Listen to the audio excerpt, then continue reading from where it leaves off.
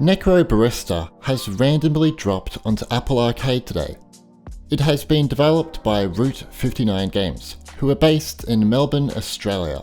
Today I'm going to present my initial thoughts on this visual novel game and showcase how it performs across my Apple devices.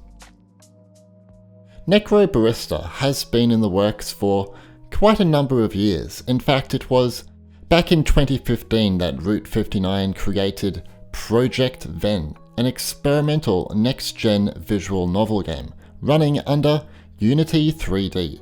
This demo featured open 3D scenes with highly saturated colors for background elements and characters. It also had dynamic angle-based rendering, custom shaders, dynamic faces, and 3D floating text as in-game objects. Soon after this, Route 59 received sponsorships and started working on the commercial release of their first game, Necrobarista. I actually had high hopes that this game would come to Apple Arcade after seeing Route 59 teased as one of the developers a part of Apple Arcade. And well, now it's here. Necrobarista greatly expands on the tech demo initially shown, bringing an anime-inspired aesthetic, a dramatically darker color palette with neon lights, 3D text interactions, where the characters actually move between lines or sections instead of just being static on screen, and first-person exploration was added. The game takes place in the back alley of a Melbourne cafe in Australia, where the dead are allowed a single night to mingle with the living. Players can listen to stories, watch people gamble their final hours, and enjoy some of the best music I've heard on Apple Arcade. As an Australian myself, I love how the game portrays Australian culture. I imagine some people outside of this country won't understand certain Australian references, but fellow Aussies should appreciate it, and who knows, non-Australians might enjoy learning a thing or two about the land down under. I see some people online who have complained that there is no gameplay here, that it's just a book. They probably don't understand that's exactly how the game is meant to be played or what it's offering. Necrobarista isn't your typical game, folks. It's more like a cinematic movie. For the majority of the game, you'll be reading, listening to stories, and enjoying awesome cinematics. Do keep in mind, you really have to pay attention to the words on screen here, especially the ones highlighted in yellow. Don't forget to press on those and get some info. There are small sections of Necrobarista which are broken into first-person exploration. You see, as players go through the story, you can explore more of the cafe and you can even read optional stories. To be honest, I'm not usually into visual novels. I usually struggle to stay focused. However, I don't have an issue with Necrobarista.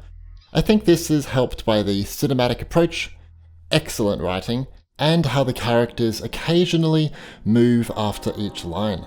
It's very effective at keeping you engaged. It would have been nice to see some voice acting, but that might have been too time consuming or just not the approach that the developer was going for with the game.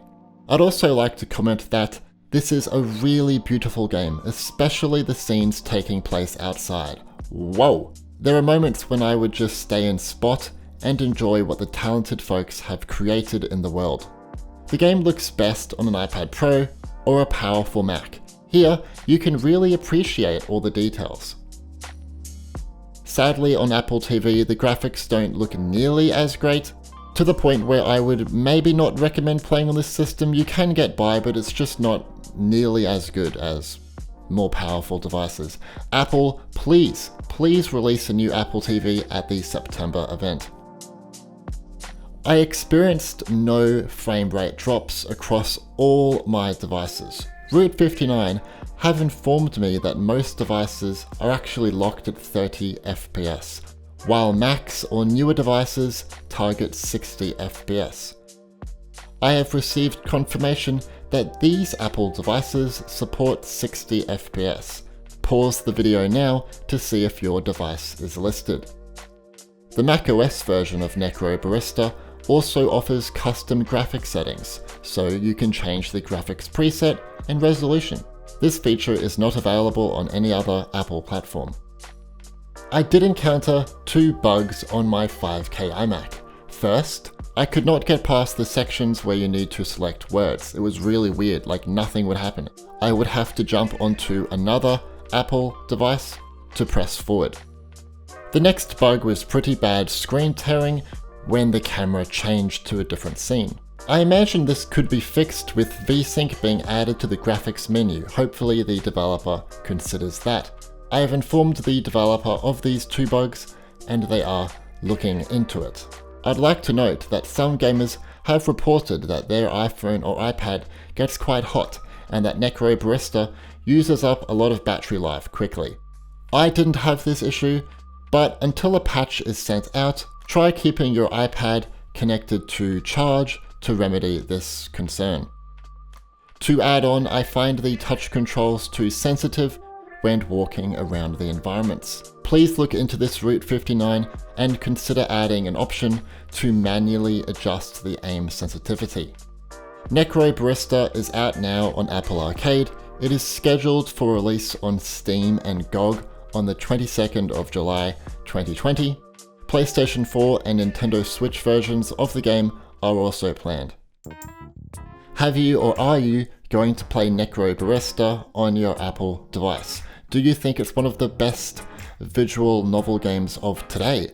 What do you think of the controls? What do you just think of the game overall? Let me know in the comments. Leave a like if you enjoyed the video, as it tells YouTube that we're doing a good job, and subscribe and turn on notifications to be alerted about future uploads.